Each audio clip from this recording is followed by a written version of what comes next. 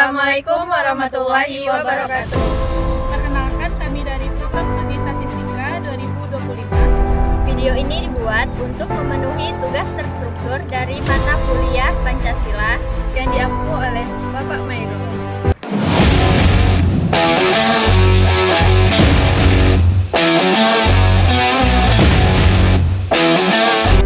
Indonesia dikenal sebagai bangsa yang besar, beragam, dan menjunjung tinggi nilai luhur.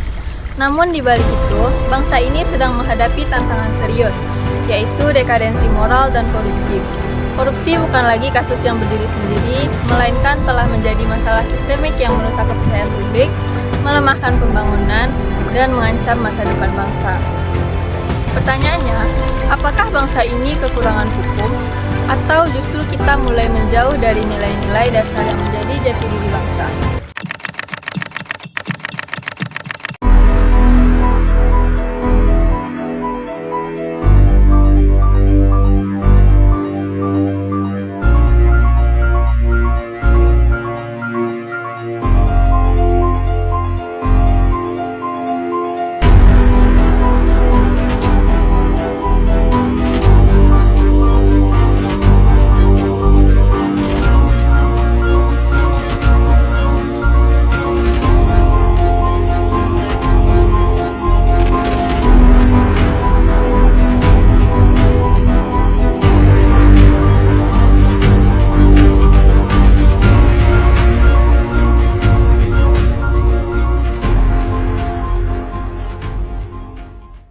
Disinilah Pancasila hadir bukan hanya sebagai dasar negara, tetapi sebagai sistem etika yang mampu menjadi pedoman moral dalam kehidupan pribadi, sosial, dan pemerintahan.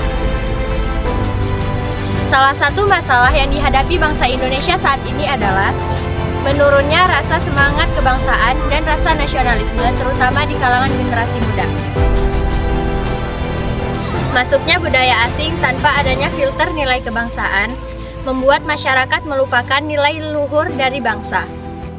Akibatnya, berbagai konflik sosial bermunculan, mulai dari intoleransi, lunturnya solidaritas, hingga meningkatnya praktik korupsi. Pancasila seolah hanya dilafalkan pada saat upacara, namun tidak diamalkan dan dihayati di dalam diri masyarakat Indonesia. Korupsi sendiri berasal dari kata corrumper, yaitu rusak ataupun menyimpang.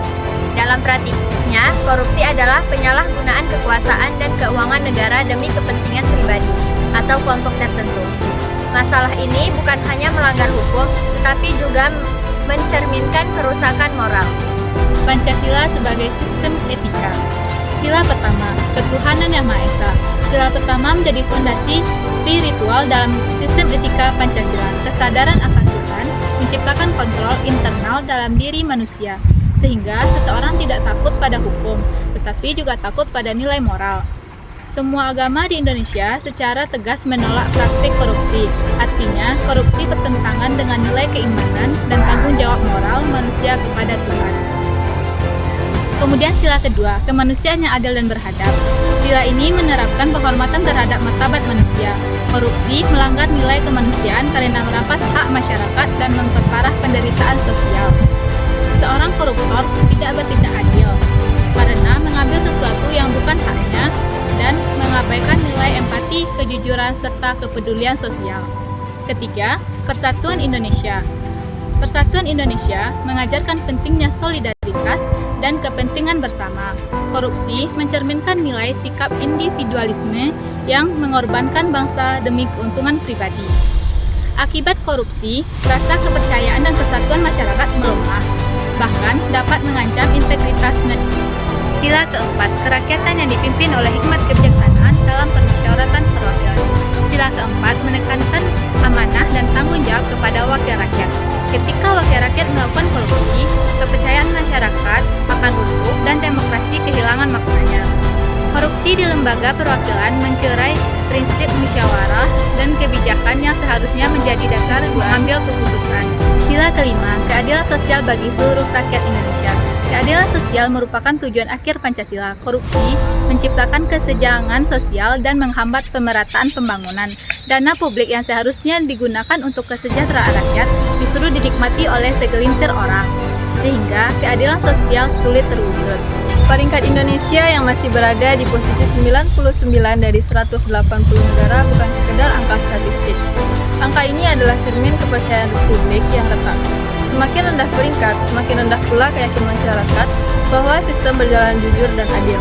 Korupsi di Indonesia tidak lagi bersifat insidental, melainkan sistemik. Ia hadir dalam berbagai bentuk, seperti suap, gratifikasi, penyalahgunaan wewenang, hingga praktik uang pelicin yang dianggap wajar. Ketika praktik menyimpang ini dinormalisasi, maka yang terjadi bukan hanya pelanggaran hukum, tetapi pembusukan nilai.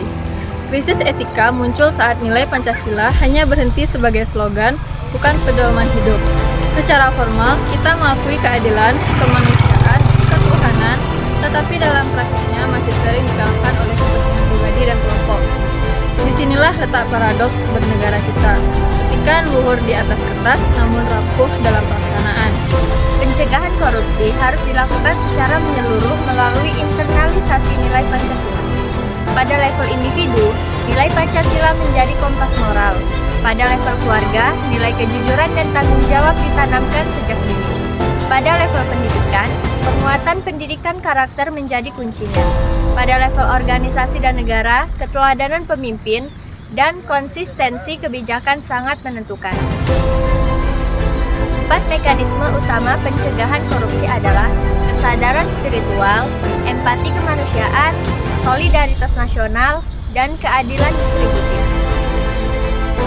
Pancasila merupakan sistem etika yang komprehensif dalam menghadapi dekadensi moral dan korupsi. Kelima silanya saling berkaitan dan membentuk fondasi moral bagi kehidupan berbangsa dan bernegara.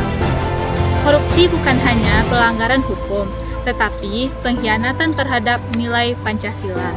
Dengan mengamalkan Pancasila secara nyata dalam kehidupan pribadi, sosial, dan pemerintahan, Indonesia memiliki peluang besar untuk membangun masyarakat yang adil, bermoral, dan bebas dari korupsi.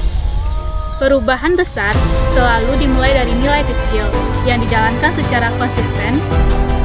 Kita sebagai generasi muda ke depannya harus mampu mencerminkan nilai-nilai Pancasila dalam sikap dan tindakan. Bukan dengan menormalisasikan praktik korupsi seperti yang dipertontonkan oleh sebagian elit politik, tapi dengan menunjukkan bahwa integritas masih punya tempat di negeri ini. Sebab masa depan bangsa ditentukan oleh karakter generasinya, bukan oleh jabatan atau kekuasaan semata. Sekian video dari kami. Assalamualaikum warahmatullahi wabarakatuh. See you next time.